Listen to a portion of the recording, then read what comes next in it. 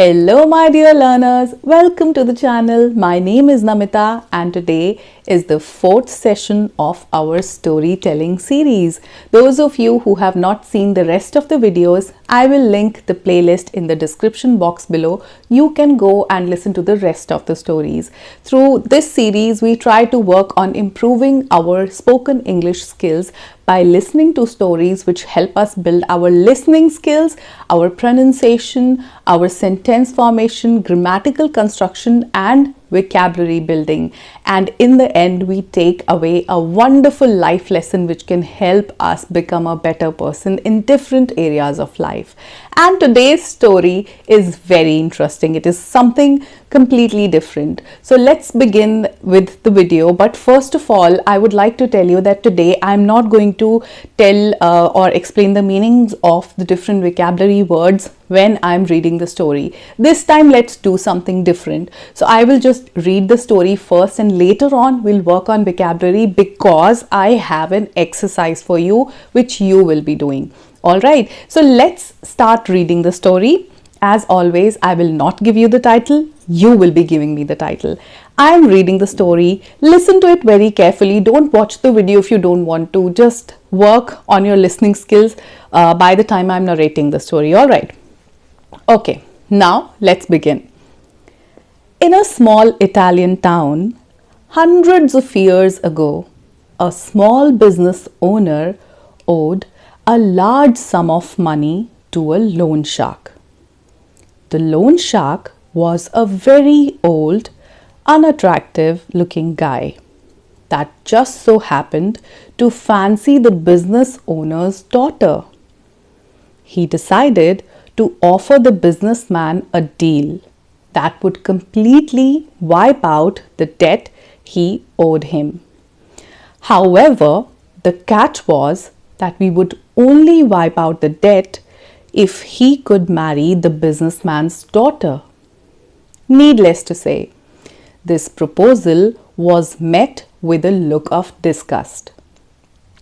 The loan shark said that he would place two pebbles into a bag, one white and one black. The daughter would then have to reach into the bag and pick out a pebble. If it was black, the debt would be wiped, but the loan shark would then marry her. If it was white, the debt would also be wiped, but the daughter wouldn't have to marry the loan shark.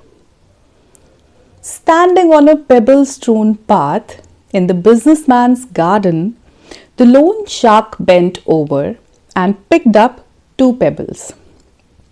Whilst he was picking them up, the daughter noticed that he had picked up two black pebbles and placed them both into the bag.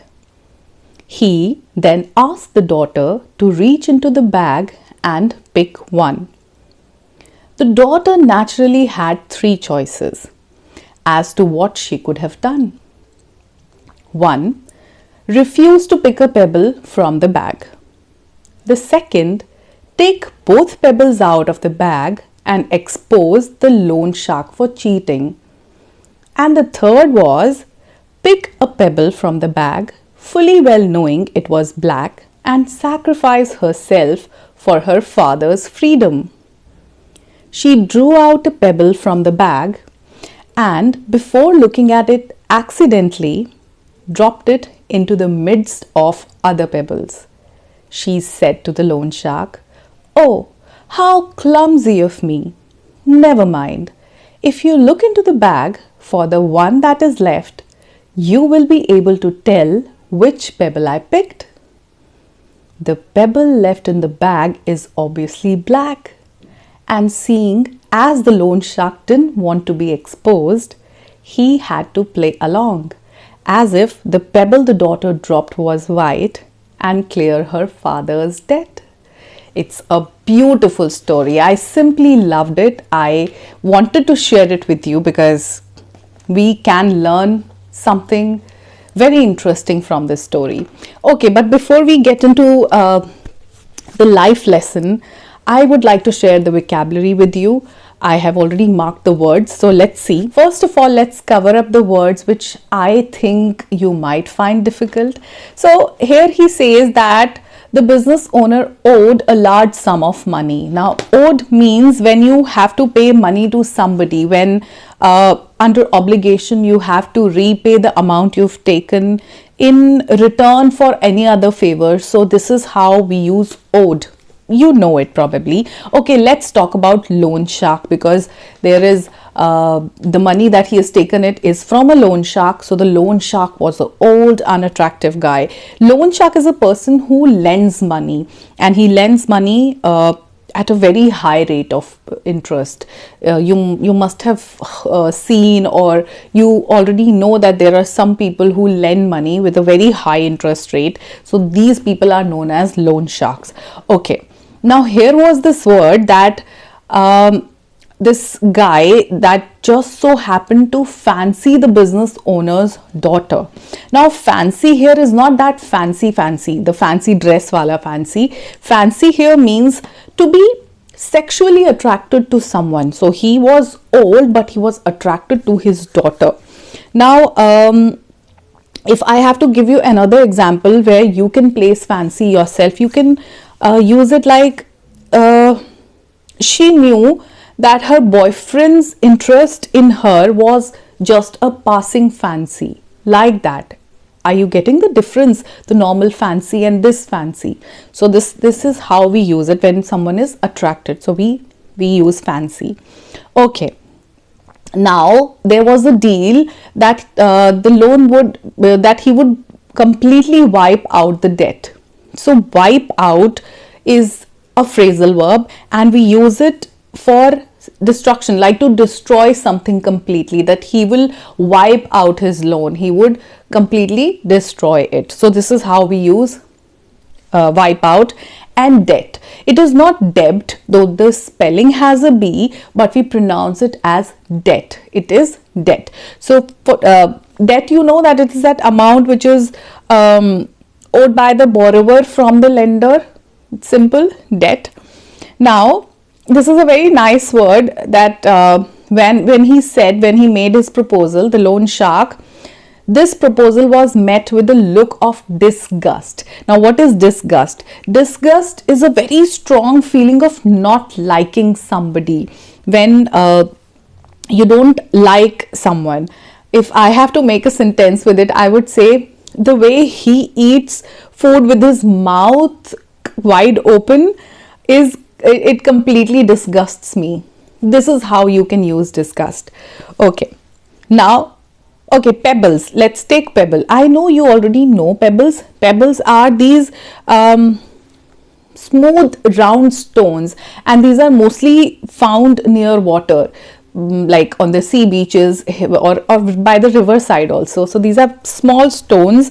The other words for it can be stone, gravel, grit. You can call them small rocks, but they are a bit finished ones. So these are pebbles. Okay. Okay, there is a very nice word where it is written here, and I wanted to talk about it to you guys. Pebble strewn path. Standing on a pebble strewn path in the businessman's garden, the loan shark bent over. Now pebble strewn path means that the pebbles were scattered untidily everywhere. Like when something is simply scattered in an untidy manner, it's not only for it's not a negative word. It's not that you can use it only for stones or something. You can even say the bride walked on the strewn rose petals, like this. Are you getting it? The bride walked on the strewn rose petals. So anything which is scattered, not in a pattern, so we use strewn. Okay, reach into. It was said that the daughter would reach into the bag and will pick out the pebble. Reach into again is a phrasal verb. Reach into means to extend or to touch something. So she was supposed to reach into the bag and pick up one pebble, either white or black. So other way, if I have to make one more sentence, I would say that they reached into the plants and pulled the stem out, like this, pulled the stem. so you can use it. There is one more phrasal verb which is drew out. So the daughter drew out. Drew out is another phrasal verb which means either remove or extract something. Like slowly the train drew out of the station. So this is how we use drew out. Now midst. Okay, midst.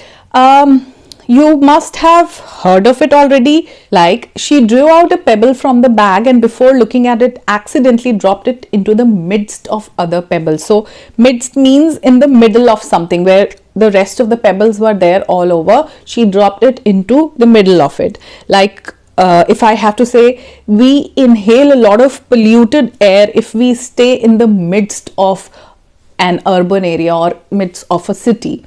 So this is my reality. So this is what happens midst. Okay, now clumsy. Clumsy is a very nice word. The girl said, how clumsy of me. Now clumsy means careless. Someone who handles things in a very awkward way, who are not very well mannered. They will just keep falling or dropping things. So clumsy. She said, oh, how clumsy of me. She was just playing along with him, and which brings me to the next phrasal verb, which is play along.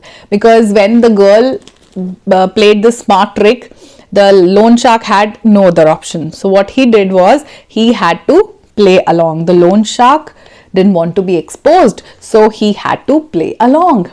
So play along means pretending, to pretend to cooperate, as if you're pretending. It is not the real thing. The man decided to play along with the thieves to get his money back. So when you pretend in a way, so this is how we use play along. Now this story, how did you like it? I loved it. What I am taking out of it is that people would always try to take advantage of us. They would always use us for their benefit. And this is how the world is. Like, everybody is thinking of their own benefit. No one really thinks of the other person. No one thinks from other person's perspective. What we have to do is we have to be smart. We have to start sharpening our wisdom so that people cannot make a fool of us easily. In these times, with technology being so advanced, cyber crimes, frauds are happening. Just with a click on a link, your whole bank account can get drained. These kind of tricks are happening. And otherwise also, people are selling you useless things just to make money.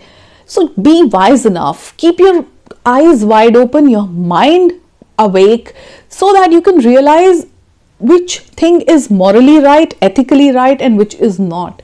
Just be wise enough, be smart enough. There is nothing wrong in behaving in a very smart way. Even if people call you clever, be that clever person. Be wise. It is not being clever, it's being wise. So keep your wisdom intact. Keep working on yourself. Keep sharpening your skills and become a smart person, so that you cannot be, people cannot take advantage of you that easily. Don't get fooled. Don't get used by people. So that's all which I am taking out from it. What are you taking out from it? You can let me know, and you are going to give me a title. Apart from that, all the vocabulary words that we have discussed here, you are going to make a sentence using each one of them today.